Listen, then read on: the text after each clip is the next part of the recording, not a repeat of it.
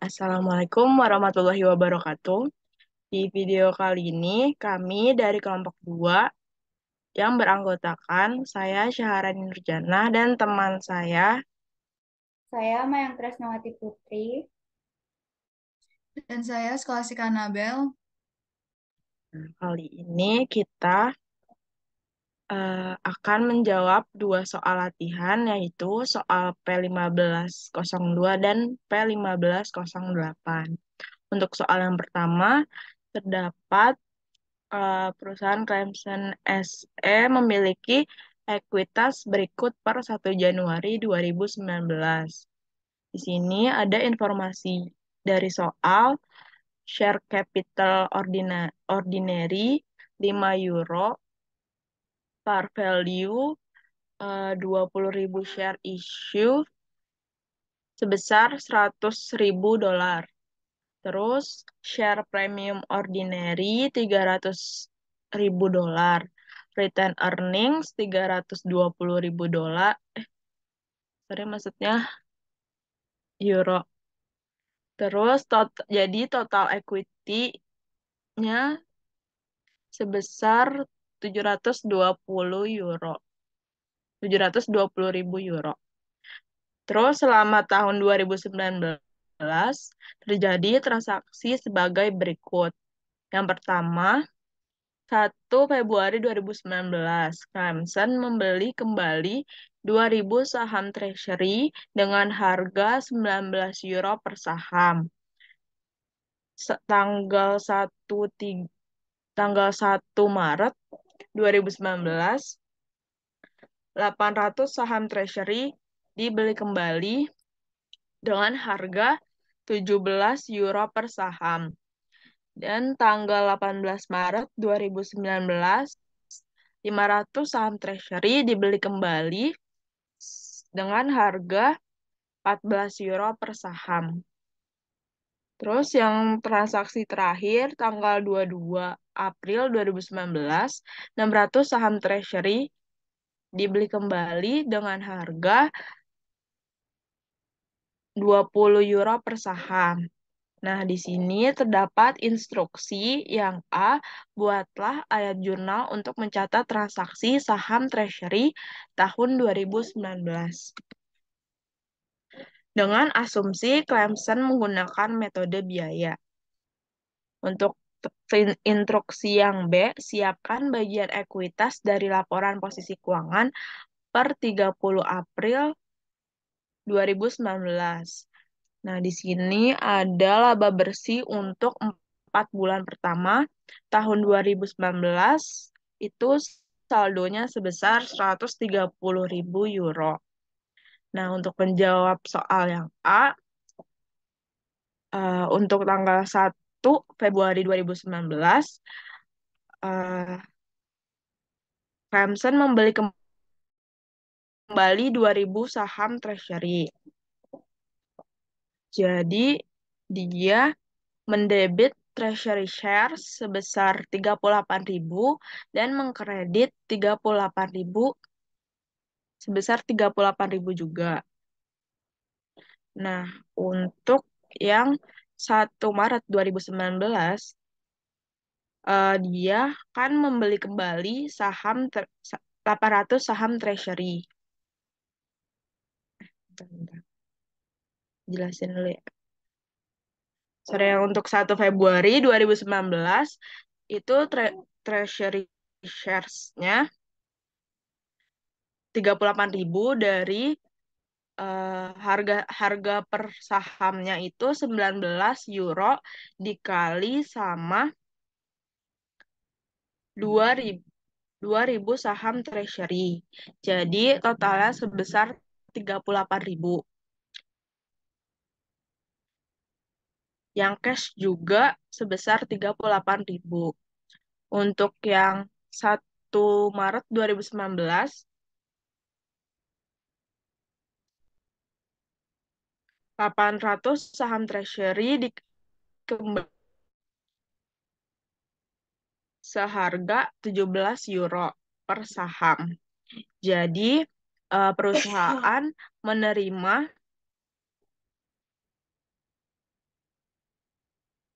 menerima menerima menerima cash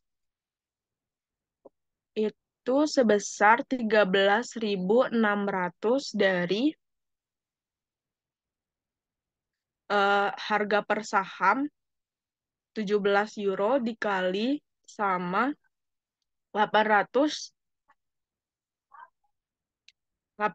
saham treasury sebesar 13.600. Nah, untuk selisihnya, jadi karena di soal ini tidak ada informasi premium treasury atau selisih dari penjualan treasury shares, dikarenakan harga lebih rendah dari biaya perolehan. Nah, informasi yang ada di soal perusahaan itu memiliki return earning aja. Jadi, selisihnya akan langsung mengurangi atau mendebit return earnings. Jadi, untuk jurnalnya itu eh, mendebit return earning sebesar 1.600 dari selisih harga harga biaya perolehan sebesar 5 5 euro dari 19 euro dikurang 14 euro. Jadi 5 5 dikali 500 saham treasury sebesar 2.000 sorry 2 dikali salah. Sorry, salah. Ya ampun, stop. Jadi untuk yang 1 Maret itu menerima cash sebesar 13.600 dari 17.000 euro dikali 800 saham treasury. Terus return earning-nya itu selisih dari treasury shares sebesar 19 euro dikurang sama harga per sahamnya 17 euro. Jadi sebesar 2 euro dikali 800 saham treasury. Jadi sebesar 1.600. Terus mengkredit treasury shares sebesar 15.200 dari 19 euro dikali 800 saham treasury. Terus untuk tanggal 18 Maret 2019, 500 saham treasury yang dibeli kembali dengan harga 14 euro per saham. Jadi sama kayak jurnal tanggal 1 Maret, itu mendebit kas sebesar 7.000 euro dari 14 euro dikali 500 saham treasury. Terus dia mendebit return earnings dari selisih treasury shares sebesar 19 euro dikurang sama 14 euro. Jadi 5 euro dikali 500 saham treasury sebesar 2.500 di debit. Terus untuk treasury treasury shares-nya di kredit sebesar 9.500 dari 19 dolar dikali 500 saham treasury. Nah, untuk tanggal 22 April 2019, 600 saham treasury dibeli kembali dengan harga 20.000 euro per saham.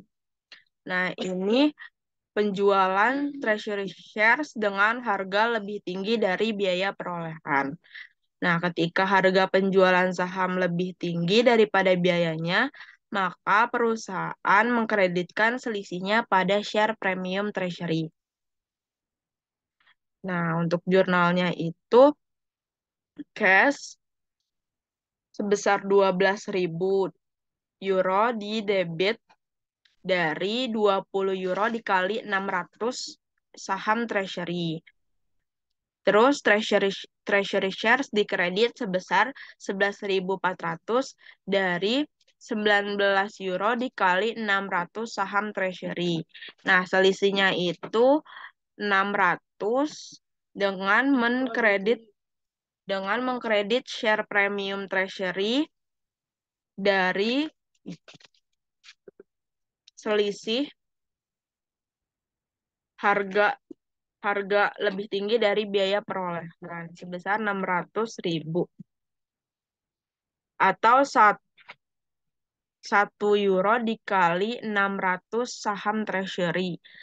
Totalnya sebesar 600 euro. Nah, untuk soal yang B,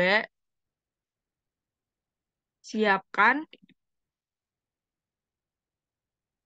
siapkan bagian ekuitas dari laporan posisi keuangan per 30 April 2019.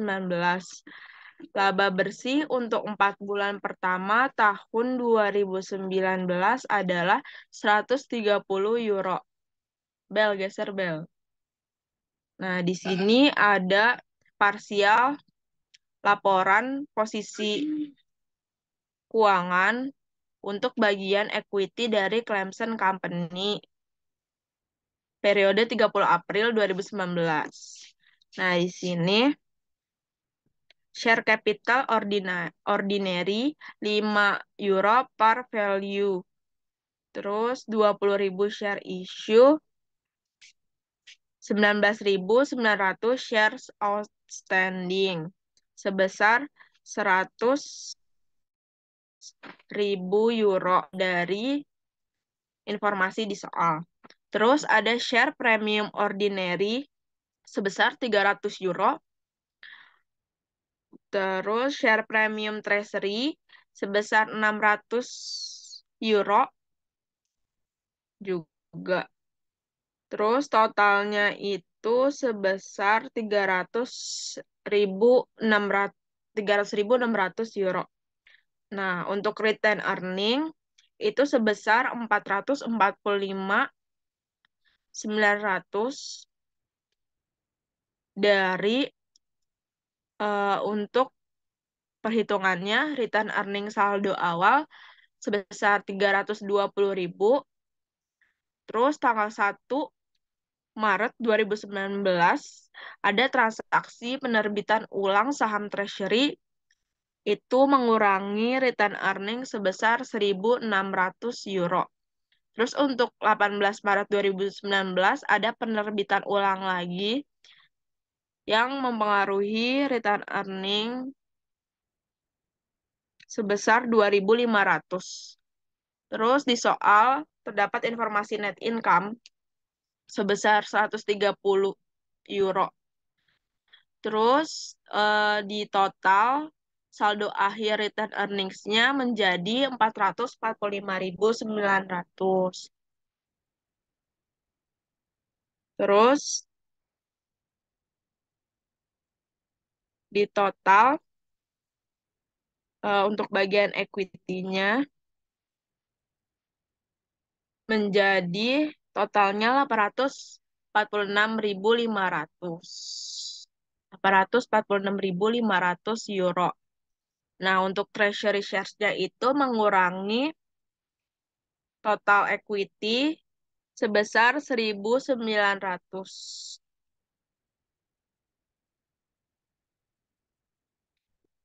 Dari treasury shares saldo awal itu masih 0.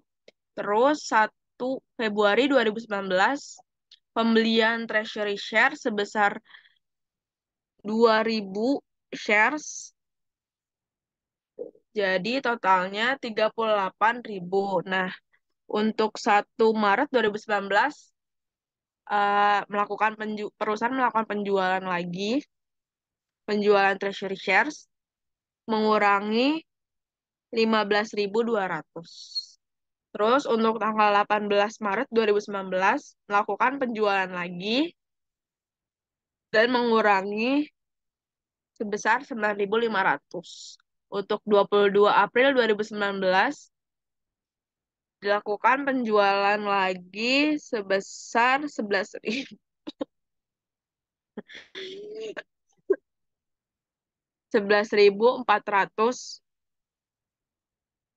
Terus total akhir saldo treasury shares tersisa 100 saham atau 100 shares sebesar 1.900, atau dari 100.000 dikali 19 euro sebesar 1.900. Jadi total equity sebesar 846.500 dikurang dengan saham treasury 1.900, jadi total equity pada tahun 2019 periode 30 April 2019 itu sebesar 84 844.600 euro. Selanjutnya akan dijelaskan, dibahas oleh Mayang dan Abel. Oke, terima kasih Syarani. Selanjutnya kita akan membahas soal P15-8. Ini tentang dividend and split. Jadi di sini ada Mayers SPA memberi informasi laporan posisi keuangan yang ringkas sebagai berikut. Di informasi laporan posisi keuangan ini terdapat aset, ada total asetnya, terdiri dari equipment, apa tuh, intangibles, investment, dan current asset. Lalu juga ada equity dan liabilities. Ini juga udah diketahui total equity dan liabilitiesnya. Dari ada share capital ordinary, share premium ordinary, return earnings, dan non-current and current liabilities. Nah, instruksinya, untuk setiap transaksi di bawah ini, tunjukkan dampak euro jika ada pada 5 item berikut. Nah, sabar. Kameranya error. Oke. Jadi 5 itemnya itu yang pertama ada total aset, terus yang kedua ada modal saham biasa, yang ketiga ada premi saham biasa, yang keempat ada laba ditahan, dan yang kelima ada ekuitas. Nah, setiap situasinya ini bersifat independen, jadi dia nggak ada keterkaitan yang lain. Terus yang A, ya Allah kameranya. Oke. Yang A itu Mayors mengumumkan dan membayar dividen tunai sebesar 1 euro per saham. Jadi eh, dampaknya pada kelima item tersebut, yang pertama untuk item total aset itu dia berkurang sebesar 4.000. Nah, 4.000 itu dari mana? 4.000-nya itu dari si harga sahamnya ini yang diketahui di share capital ordinary dibagi sama 5. Karena limanya itu 5 euro per par. Dibagi 2, oh ya, 2.000, kok 2.000? 20.000 dibagi 5 baru dikali sama 1 euro. Karena dia membayar dividen tunainya itu 1 euro per saham. Jadi di total asetnya itu berkurang sebesar 4.000. Lalu untuk modal saham biasa itu tidak berpengaruh atau tidak terjadi perubahan kenaikan atau penurunan. Untuk yang premi saham biasa juga tidak berpengaruh. Lalu untuk laba ditahan dia juga berkurang sebesar 4.000 sama kayak total aset. Terus yang kelima, untuk item yang kelima itu ada total ekuitas, dia juga berkurang sebesar 4.000. Lalu untuk transaksi yang B, Mayers mengumumkan dan menerbitkan 10% dividen saham ketika harga pasar saham adalah 14 euro. Untuk item yang pertama, yaitu total aset, dia tidak berpengaruh. Untuk item yang kedua, yaitu modal saham biasa, dia meningkat sebesar 2.000. Nah, 2.000 ini didapat dari 4.000, yang tadi 20.000 dibagi per par sahamnya 5, didapat 4.000, lalu dikali 10%, baru dikali lagi sama 5 euro untuk per par sahamnya. Jadi dia meningkat sebesar 2.000. Terus untuk item yang ketiga yaitu premi saham biasa, dia juga meningkat atau naik sebesar 3.600. Nah, ini 3.600 itu didapat dari 400. 400 itu 4.000 dikali 10%, lalu dikali sama harga pasar sahamnya yaitu 14 euro. Terus dikurang sama 2.000. 2.000 itu yang modal saham biasa yang tadi sebelumnya udah kita hitung. Terus untuk item yang keempat yaitu laba ditahan, dia berkurang sebesar 5.600. Nah, 5.600 ini didapat dari harga pasar sahamnya sebesar 14 euro dikali sama 400. Terus untuk item yang kelima, di soal yang B ini total ekuitas juga tidak berpengaruh. Lanjut ke soal yang C. Di transaksi yang C ini, Mayers mengumumkan dan menerbitkan 30% dividen saham ketika harga pasar saham adalah 15 per saham. Nah, untuk yang transaksi C ini, sama kayak yang B, di total aset tidak berpengaruh. Terus modal saham biasanya meningkat sebesar 6.000. Nah, kenapa meningkat sebesar 6.000? Karena itu didapat dari 4.000 hasil dari yang 20.000 dibagi 5, terus dikali 30%, karena dia menerbitkan 30% dividen, terus dikali sama perparnya sebesar 5 euro, hasilnya 6.000 euro.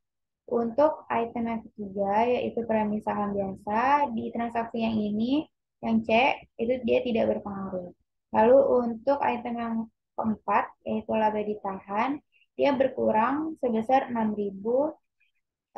Ini juga sama 6.000 didapat kayak yang cara di item nomor 2. Terus buat yang item nomor 5 itu total ekuitas, dia juga tidak berpengaruh di transaksi yang C ini. Oke, selanjutnya akan dilanjutkan oleh Abel. Selanjutnya saya akan menjelaskan untuk yang D dan juga yang E.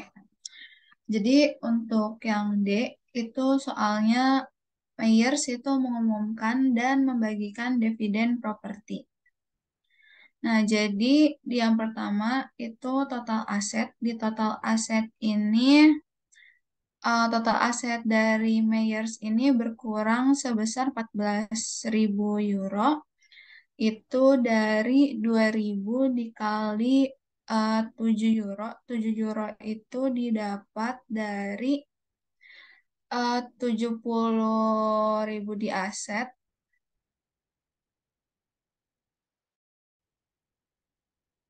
70.000 di aset dibagi sama 10.000 shares-nya atau sahamnya yang dibeli. Nah, kemudian jadinya dia mendapatkan 6.000 untuk gennya atau keuntungannya dan 20.000 untuk dividen. Jadi 20.000 dividen dikurang dengan 14.000. Nah, 20.000 ini itu dari share capital yang ordinary. Ini 20.000. Kemudian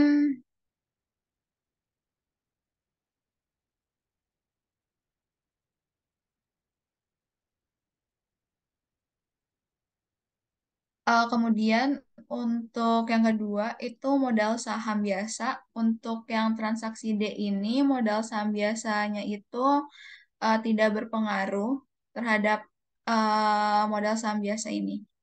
Yang ketiga, premi saham biasa itu transaksi D ini, transaksi membagikan dividen properti ini juga tidak berpengaruh terhadap premi saham biasa karena di modal saham biasa dia tidak berpengaruh.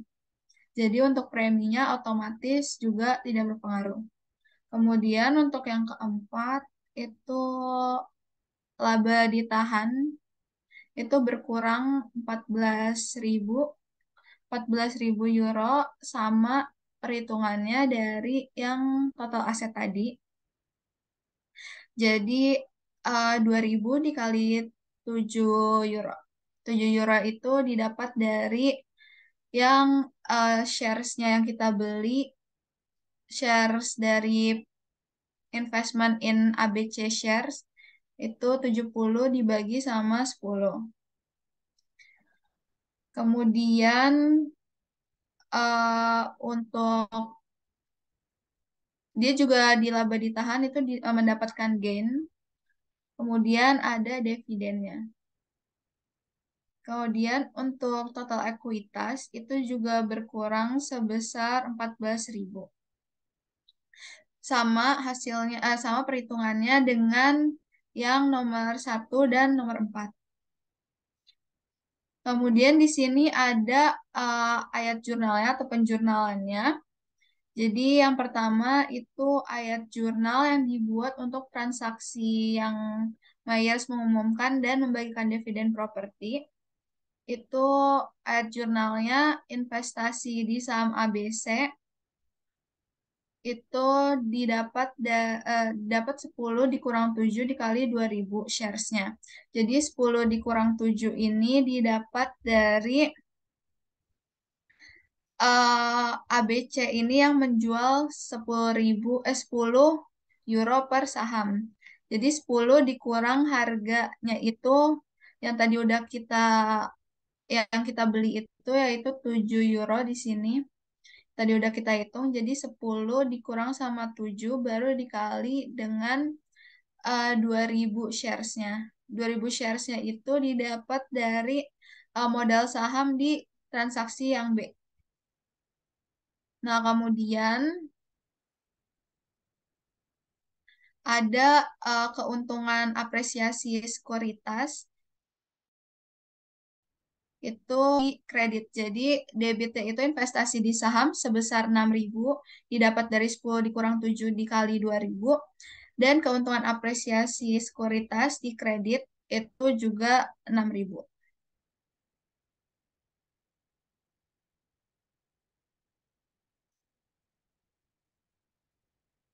Kemudian itu untuk mencatat kenaikan nilai surat berharga atau sekuritas yang akan diterbitkan. Kemudian ada juga penjurnalan untuk mencatat pembagian dividen properti. Jadi untuk pembagian dividen properti itu laba ditahan dan kreditnya investasi di saham ABC sebesar 20.000 jadi debitnya laba ditahan 20.000 dan investasi di saham ABC itu juga 20.000. Nah, itu untuk jurnal mencatat pembagian dividen properti itu sendiri. Kemudian yang itu Myers mengumumkan pembagian saham 2-for-1 dan menerbitkan saham baru. Jadi yang pertama di total aset itu tidak berpengaruh. Karena ini itu kita membagikan dividen.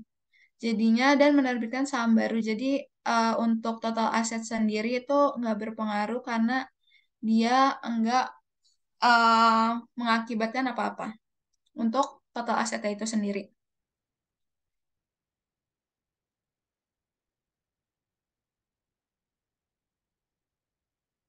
Kemudian untuk modal saham itu saham biasa itu tidak berpengaruh karena dia menerbitkan saham baru kan, jadi dia nggak bakalan sama saham biasa. Jadinya untuk saham baru pasti nanti ada akunnya sendiri lagi. Jadi untuk modal saham biasa itu tidak berpengaruh untuk transaksi yang kelima ini. Kemudian untuk premi saham biasa itu juga tidak berpengaruh karena modal sahamnya tidak berpengaruh, jadi otomatis untuk premi sahamnya sendiri itu juga tidak berpengaruh. Kemudian yang keempat, laba ditahan itu tidak berpengaruh juga.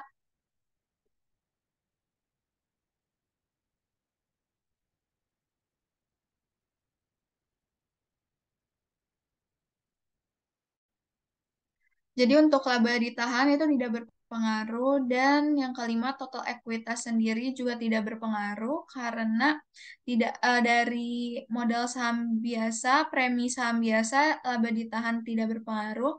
Jadinya untuk total ekuitas sendiri tidak ada perubahan untuk transaksi yang kelima ini, yaitu Mayers mengumumkan pembagian saham 2 for 1 dan menerbitkan saham baru. Sekian presentasi latihan soal ini dari kelompok kami. Kurang lebihnya mohon maaf. Terima kasih.